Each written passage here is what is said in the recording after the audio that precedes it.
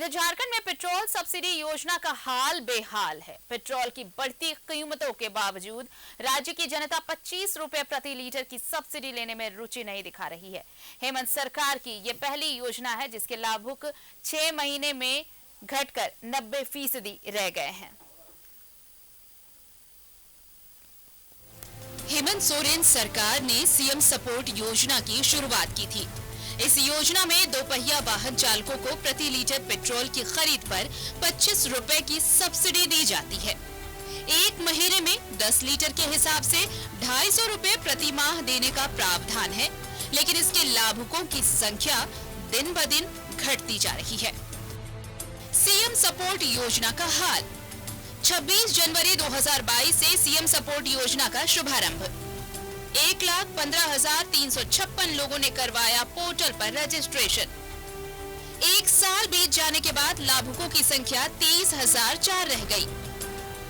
अप्रैल 2023 में ये संख्या घटकर 22,444 रह गई। योजना के लिए बजट का प्रावधान भी कर दिया गया है, लेकिन योजना से बढ़ती लाभुकों की दूरी ने सरकार की परेशानी बढ़ा दी है।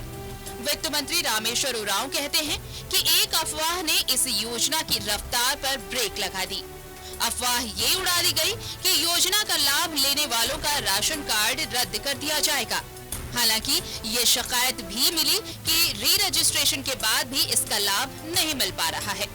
लोगों में गलतफहमी फैलाई गई, इसने इस अर्थ में फैलाया नहीं कर सकता कि अगर आप ले रहे हैं सीएम सपोर्ट का फायदा तो संभावना है कि आपको राशन कार्ड काट दिया जाए, रद्द कर दिया जाए।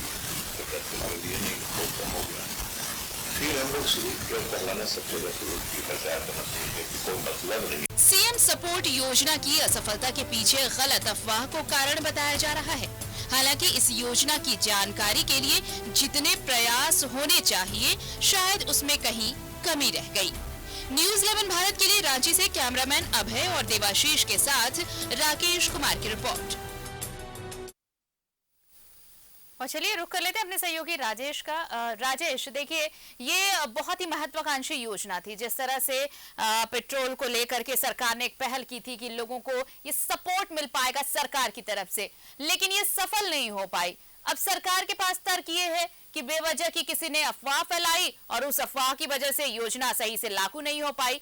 सरकार को इन चीजों के लिए भी तैयार रहना चाहिए था कि अगर इस तरह की भ्रामक चीजें भी अगर आती हैं बाहर तो उनसे कैसे निपटा जाएगा, ताकि योजना का लाभ 100% जनता तक पहुंचाया जा सके। ये पूरी तैयारी होनी चाहिए थी, जो नहीं हो पाई। आप ठीक कह रही हैं कि तैयारी सिर्फ यह नहीं होनी चाहिए कोई योजना हम बना दिए, बल्कि यह भी तैयारी होनी चाहिए कि जो लाभुक है, वांछित लाभुक है, उन तक यह योजना कैसे पहुंचेगी।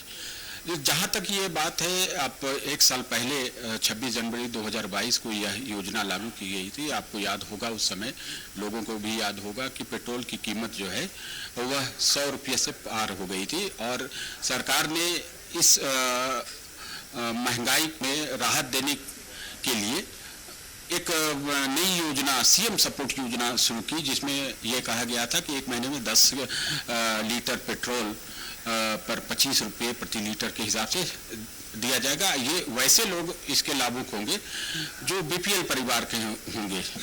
आपको मैं बता दूं कि झारखंड में लगभग 58 लाख बीपीएल परिवार हैं, 36 लाख अलग हैं और अतिरिक्त बीपीएल परिवार जो हैं वो मिलाकर 58 लाख हैं।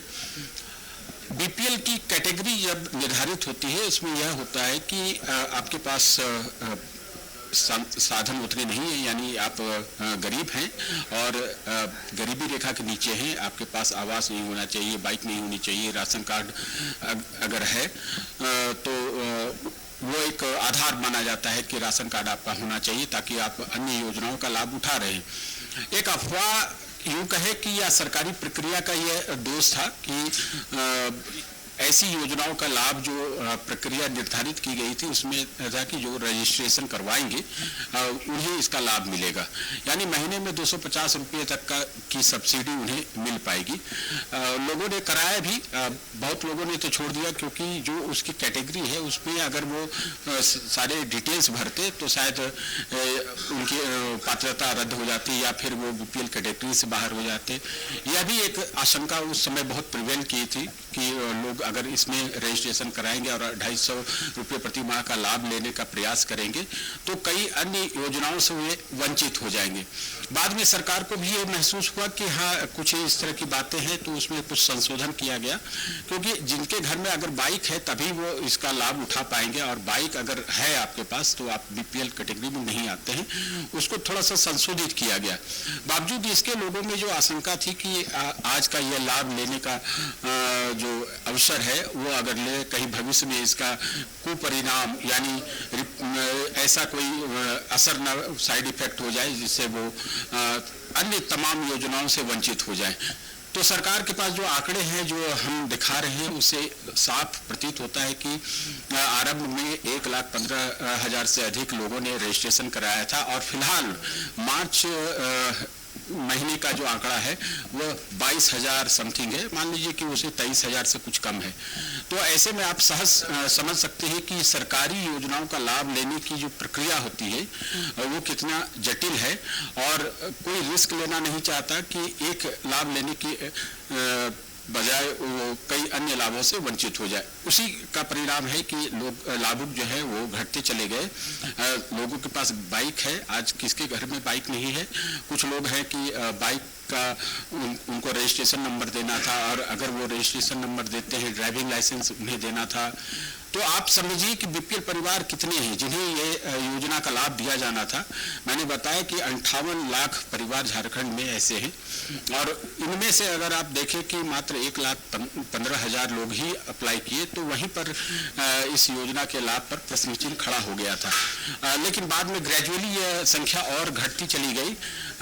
जाहिर सी बात है कि सरकार से कोई लाभ लेने का जो सिस्टम हमारे यहाँ है वो थोड़ा सा ध्रुव है, वो कठिन है, और इसमें कई ऐसे कॉम्प्लिकेशंस है कि अगर आप उसे फुलफिल करते हैं तो कई चीज़ों से आप एक्सपोज हो जाएंगे कि आपके पास ये है वो है, तमाम चीज़ें हैं। तो सरकारी प्रक्रियाओं का ही नतीजा है कि आज यह योजना दम तोड़ रही है। आरती बिल्कुल, और इसीलिए जब कोई सरकारी योजना जब लॉन्च की जाती है राजेश, तो दोनों पहलुओं पर विचार किया जाता है।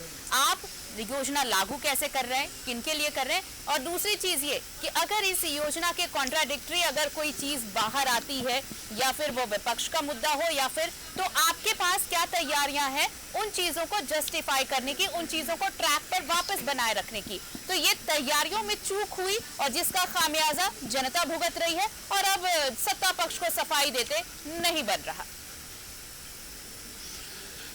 देखिए, आप याद करिए जिस समय यह योजना लागू हुई थी उस समय यह सवाल खड़े हो रहे थे कि आखिर जो आउट ऑफ बीपीएल फैमिली है उन्हें इसका लाभ क्यों नहीं दिया जाए।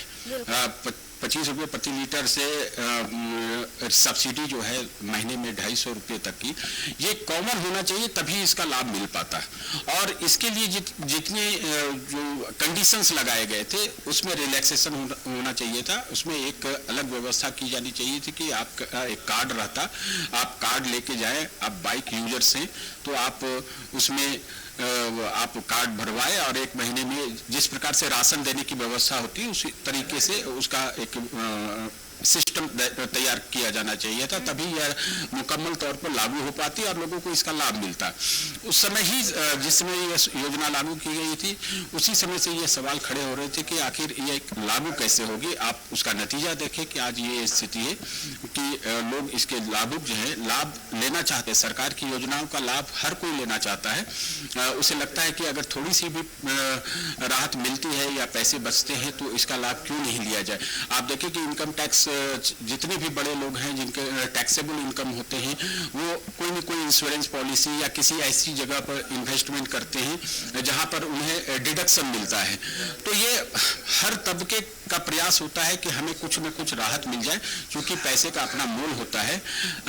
लेकिन प्रक्रिया उसकी सरल होनी चाहिए, एक ट्रांसपेरेंट वे में होनी चाहिए कि हम सरकार किसको टारगेट ग्रुप को देना चाहती है, उस टारगेट तक ग्रुप तक यह योजना कैसे पहुंचे, इसमें थोड़ी पारदर्शिता होनी चाहिए और रिलैक्सेशन भी दिया जाना चाहिए, तब ये योजना लागू हो सकती थी। सरकार उस समय चूंकि केंद्र सरकार के खिलाफ माहौल था और पेट्रोल की कीमत बढ़ रही थी, तो जाहिर सी बात है कि उस समय ऐसा माहौल लगा कि सरकार जो यहाँ गठबंधन की सरकार है कि हम इस समय ऐसा कोई काम करें जिससे लोगों का आकर्षण बढ़े। लेकिन हसर आप देख लीजिए कि क्या है, उस समय रूस और यूक्रेन के बीच युद्ध भी शुरू हो गया था और ऐसा लग रहा था कि जो विदेश से हमारे पास क्रूड ऑयल आते हैं उसकी आवाजाही पर कहीं संकट उत्पन्न हो जाएगा। लेकिन भारत सरकार ने कई वैकल्पिक इंतजाम भी किए। तो कम से कम आज की तारीख में पेट्रोल की कीमत झारखंड में बात करें तो 100 से नीचे है, लेकिन उस समय 100 रुपये से ज्यादा इसकी कीमत हुआ करती थी। तो सरकार इस नियत से लोगों तक राजेश, हम ये जरूर कह सकते हैं कि योजनाएं अगर सरकार लेकर आती है तो उन योजनाओं को लागू करने के पीछे मंशा भी ईमानदार होनी चाहिए, नीयत साफ होनी चाहिए कि ये कैसे 100% अंतिम व्यक्ति तक पहुंच सकेगा। और इसके दोनों पक्ष पर, दोनों पहलुओं पर विचार करना ज्यादा जरूरी होगा अगर आप उसे इंप्लीमेंट कर रहे हैं तो उसके पहले, क्योंकि अगर एक पक्ष भी छूटा तो फिर हश्र इसी योजना की तरह होता है। बहुत बहुत शुक्रिया तमाम बातचीत के लिए, तमाम जानकारी के लिए आपका। और 11 स्पेशल में मेरे साथ आज इतना ही, लेकिन झारखंड की ताजा तरीन खबरों के लिए आप हमें सोशल हैंडल पर भी फॉलो कर सकते हैं। नमस्कार।